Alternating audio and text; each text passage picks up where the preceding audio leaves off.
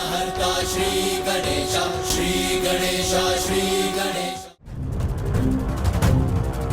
काशी के राजा देवोदास ने महादेव को प्रवेश करने से रोका है। उन्हें काशी में नहीं प्रवेश करने के वचन से बांध दिया है। भैया, भैया कृपया करके रुक जाइए, रुक जाइए भैया, रुक जाइए। भैया, भैया तो ना ही सुन रहे हैं और ना ही रुक रहे हैं। अब मुझे ही कुछ करना होगा।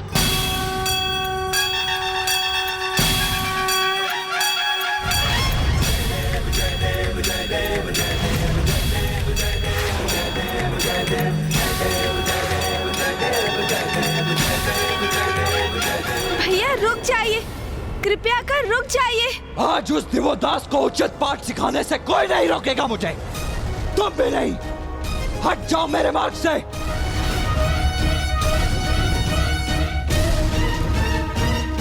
गणेश, क्रोधावेश की इस अवस्था में मत आओ मेरे समक्ष। हट जाओ मेरे मार्ग से।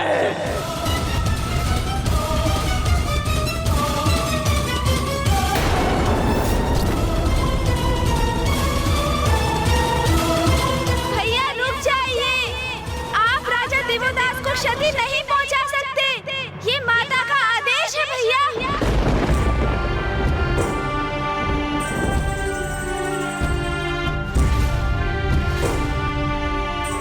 हाँ भैया, माता ने इसी क्षण आपको उनके समक्ष लौटने को कहा है। ये भी उनका ही आदेश है। माँ, आपने मुझे देवोदास को दंडित करने से क्यों रोक दिया?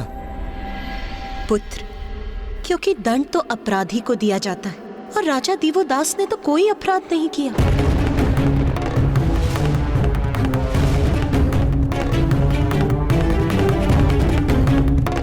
किंतु माँ, राजा देवोदास के कारण ही तो पिताश्री को काशी और आपके अंश को यहाँ अकेले छोड़कर जाने पर विवश होना पड़ा था।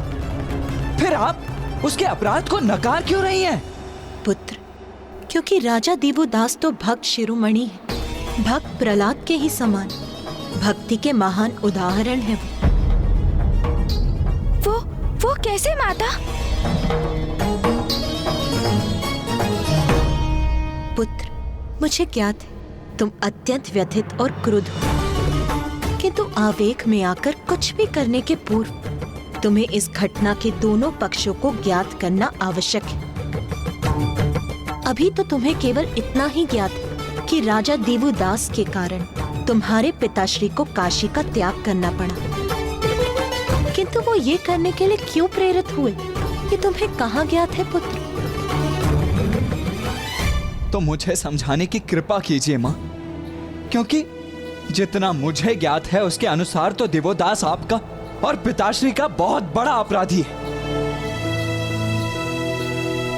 तो फिर सुनो पुत्र, मनुकुल में उत्पन्न राजा देवोदास पूर्व में राजा रिपुंजय के नाम से प्रसिद्ध थे। एक कर्तव्यनिष्ठ और न्याय प्रिय राजा होने के साथ साथ वो ब्रह्मदेव के भी बहुत बड़े भक्त थे। ओम ब्रह्मदेवाय नमः, ओम ब्रह्मदेवाय नमः। ब्रह्मदेव के प्रति इतनी निष्ठा और भक्ति थी राजा निपुंजय के मन में कि बिना किसी वरदान की अपेक्षा किए उन्होंने ब्रह्मदेव की घोर तपस्या की। ओम ब्रह्मदेवाय नमः, ओम ब्रह्मदेवाय नमः, ओम ब्रह्मदेवाय नमः, ओम ब्रह्मदेवाय नमः, ओम ब्रह्मदेवाय नमः, ओम ब्रह्मदेवाय नमः, ओम ब्रह्मदेवाय नमः, ओम ब्रह्मदेवाय नमः। नागपुत्र रिपुंजय तो आपकी इतनी घोर तपस्या में लीन है कि मैं उसके स्वर से उसको होने वाले अपार कष्ट का अनुमान लगा सकती हूँ, किंतु वो स्वयं उस पीड़ा के आभास से अनभिज्ञ है।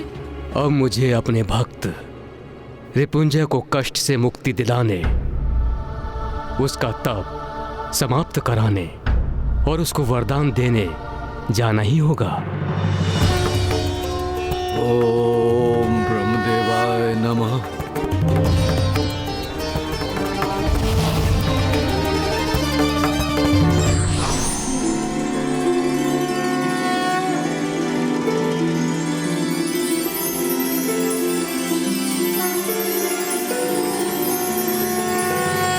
बस रिपुंजय, तुम्हारा तप पूर्ण हुआ। अपने नेत्र खोलो राजा रिपुंजय।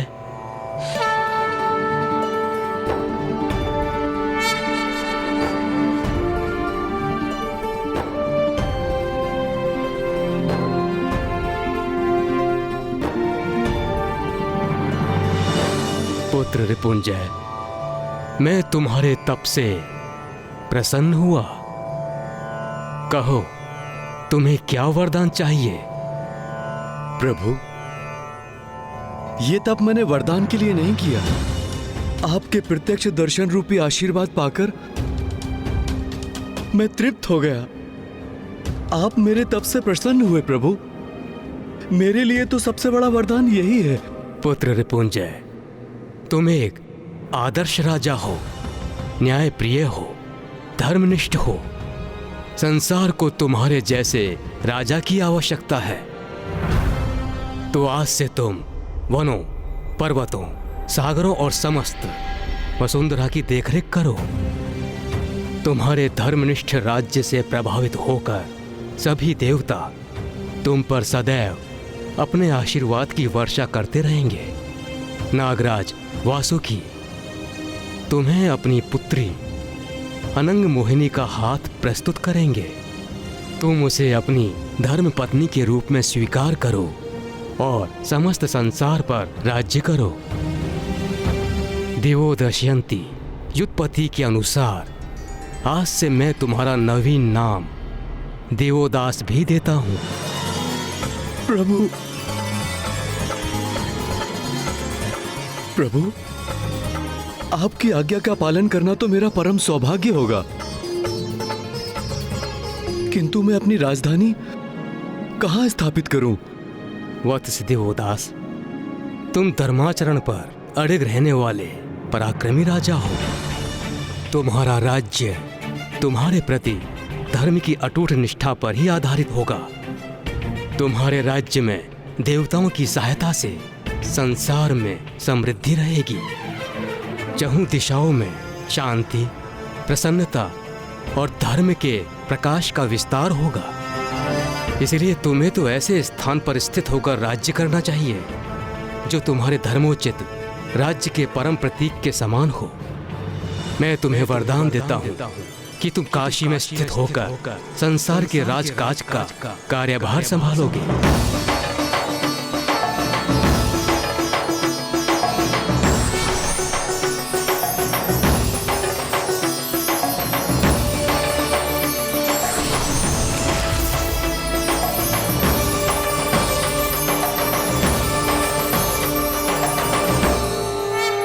जाओ पुत्र दिवोदास, काशी जाकर संसार पर राज्य करने का अपना कर्तव्य निभाओ।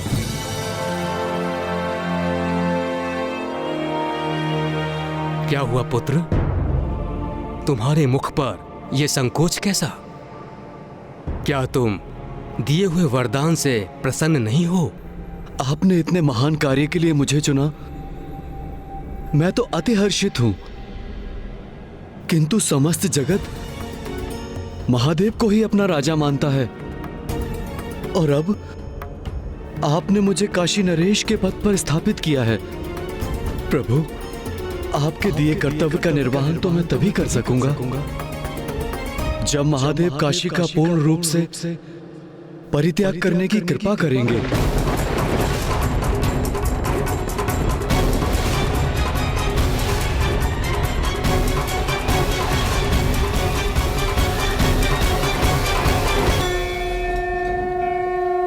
महादेव,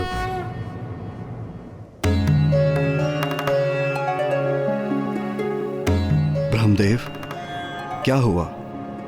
आप इतने चिंतित क्यों हैं? महादेव, मेरी चिंता बड़ी विकट है। उसके निवारण हेतु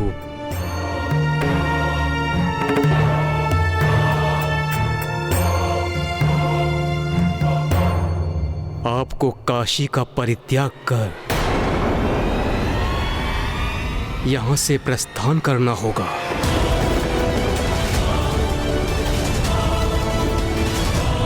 ये आप क्या कह रहे हैं ब्रह्मदेव?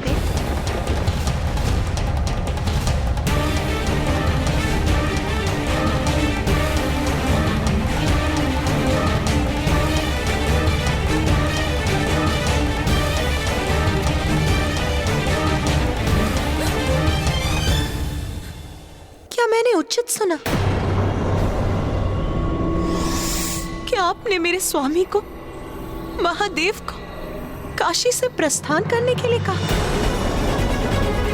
क्यों किया आपने ऐसा ब्रह्मदेव? महादेव को काशी का परित्याग करना पड़ेगा? ये तुम क्या कह रहे हो वत्स? प्रभु, एक राज्य के दो राजा कैसे हो सकते हैं? इसलिए काशी का भी तो एक ही राजा हो सकता है। धर्म के अनुसार यही उचित है। और यदि हम धर्म का पालन नहीं करते तो प्रभु आप पर असत्य का दोष लगेगा, जो मैं कदापि स्वीकार नहीं कर सकता। प्रभु, मुझे ज्ञात है कि आपके द्वारा दिए गए वरदान से आपके समक्ष कठिन स्थिति उत्पन्न हो गई है। यदि आप चाहें तो कि मैं काशी नरेश के पद ग्रहण करने के प्रस्ताव से पीछे हट जाऊं? नहीं वत्स, मैं तुम्हें वरदान दे चुका हूं और वरदान को लौटाना संभव नहीं है। कदापि नहीं।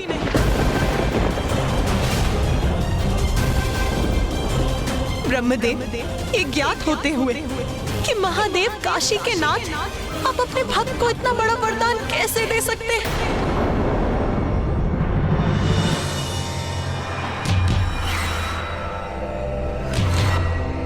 उमा, ब्रह्मदेव ने तो अपने भक्त को उसके तप के फलस्वरूप वरदान दिया था। मैं काशी छोड़ने के लिए विवश हो जाऊं, इसलिए नहीं। मैं स्वयं जाकर राजा दिवोदास से संवाद कर इस उलझन का उचित निदान ढूंढ लूंगा।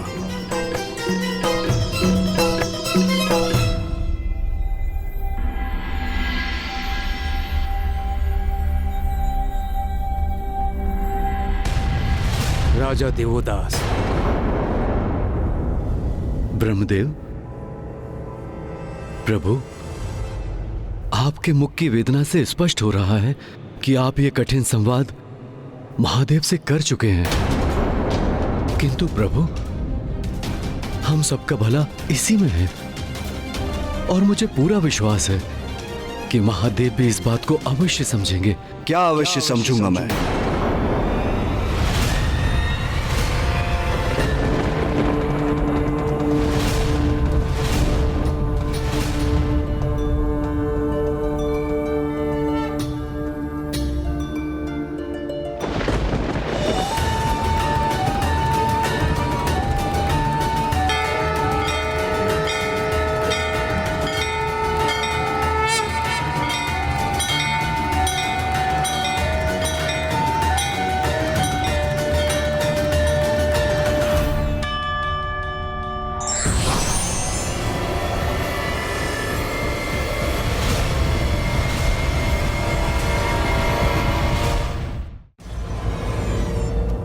प्रणाम महादेव, प्रणाम नारायण, प्रणाम देवगण। महादेव, आप अवश्य समझ गए होंगे कि ये स्थिति मेरे लिए कितनी विकट है। विकट तो अवश्य है देवदास, किंतु तुम्हारे लिए नहीं। स्थिति अब हमारे लिए विकट हो गई। ब्रह्मदेव ने तुम्हें उंगली के आदि पकड़ने के लिए तुमने तो आगे बढ़कर उनका संपूर्ण हाथ ही पकड़ लिया। वाह देवदास वाह! आज तक हम सबको ये विश्वास था कि तुम एक नेक और सदाचारी मनुष्य हो, किंतु वो भ्रांति थी हमारी। तुम तो सत्ता लोलुप प्रमाणित हुए। सुनो देवोदास, तुम अपनी मर्यादा भंग कर रहे हो। महादेव काशी का परित्याग करें, ये सुझाव भी देने का दुस्साहस कैसे किया तुमने? मात्र एक तुच्छ राजा होकर तुम ये निर्धारित कैसे कर सकते हो कि काशी में रहने की अनुमति किसे है और किसे नहीं? महादेव काशी के नाथ हैं, वो यहां से कहीं नहीं जाएंगे। अपितु तुमको यहां से प्रस्थान करना होगा देवदास। तुमने उचित नहीं किया देवदास।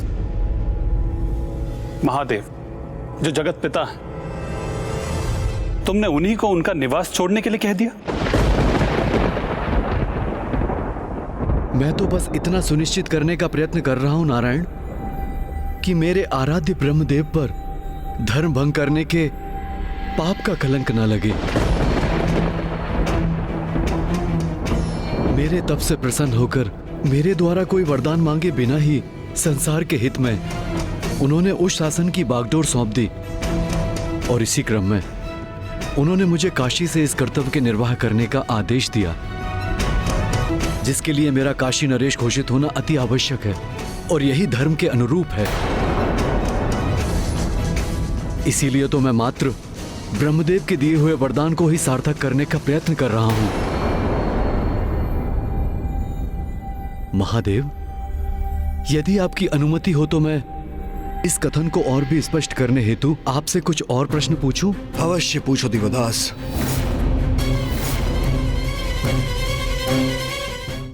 तो मुझे ये बताने की कृपा करें शशि शेखर कि ये सत्य है अथवा असत्य कि कोई भी वरदान एक बार दिए जाने के उपरांत लौटाया नहीं जा सकता?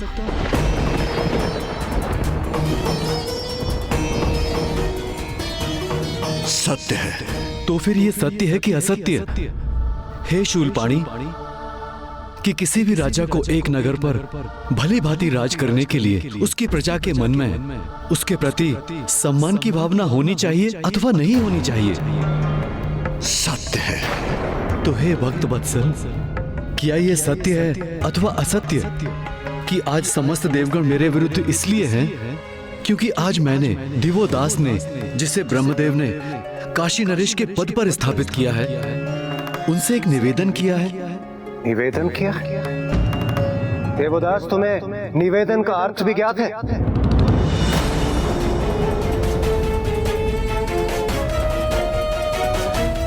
सत्य है। ये भी सर्वथा सत्य है। ये सत्य है अथवा असत्य महादेव कि आप सर्वोच्च सम्मानित जगत पिता महेश्वर विश्वनाथ यदि काशी में ही स्थित रहेंगे तो निरंतर ऐसा ही होता रहेगा? यदि मैं राजा होने के नाते कोई निर्णय लूंगा किंतु देवता एवं शेष प्रजा मेरे उस निर्णय को ठुकरा देंगे और प्रत्येक समस्या के समाधान के लिए वो आपके निकट आएंगे, तब मैं राजा होने का कर्तव्य कैसे निभा सकूंगा? सत्य है। महादेव, ब्रह्मदेव मुझे दिए हुए वरदान को लौटा नहीं सकते, किंतु यदि आप काशी में रहें तो काशी में 2 राजा हो जाएंगे और ब्रह्मदेव का वरदान दोषयुक्त हो जाएगा और मेरे आराध्य को असत्य दोष का सामना करना होगा।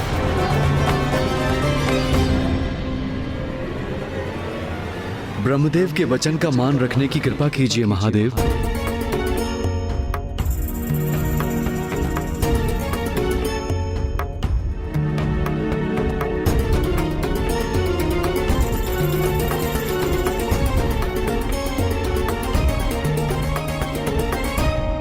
महादेव, काशी में मात्र एक ही राजा रह सकता है, फिर वो काशी राजा आप हैं अथवा मैं? इसका निर्णय मैं आप पर छोड़ता हूं प्रभु। और यदि राजा बनने का कर्तव्य मुझे पालन करना है तो आपको काशी छोड़कर जाना होगा महादेव। आपको काशी छोड़कर जाना होगा।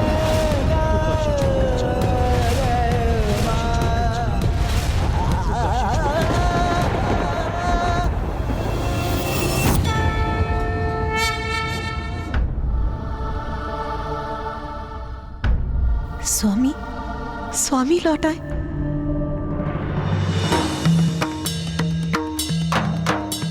स्वामी,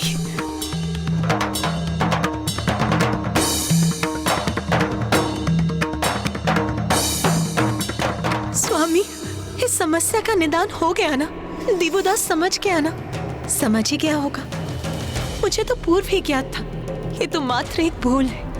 आप उसे अपनी तर्क शक्ति से उसकी भूल समझा ही देंगे, सब उचित हो जाएगा। ब्रह्मदेव मुझे दिए हुए वरदान को लौटा नहीं सकते, किंतु यदि आप काशी में रहें तो काशी में 2 राजा हो जाएंगे और ब्रह्मदेव का वरदान दोषयुक्त हो जाएगा। और यदि राजा बनने का कर्तव्य मुझे पालन करना है तो आपको काशी छोड़कर जाना होगा महादेव। उमा, मुझे काशी छोड़कर जाना होगा। मुझे काशी छोड़कर जाना होगा।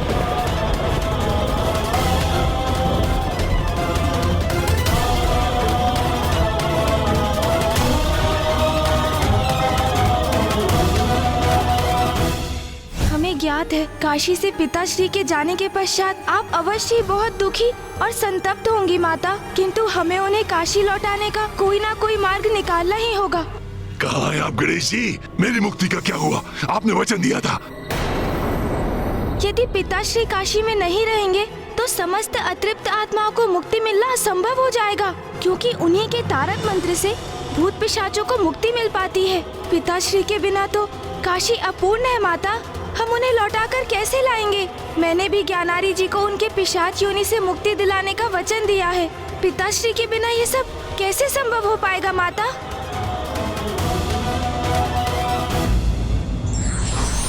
धर्म का पालन और उसकी मर्यादा का मान रखने के लिए ईश्वर भी अपनी इच्छा का त्याग करते हैं और हमें धर्म के मार्ग पर चलने को प्रेरित करते हैं।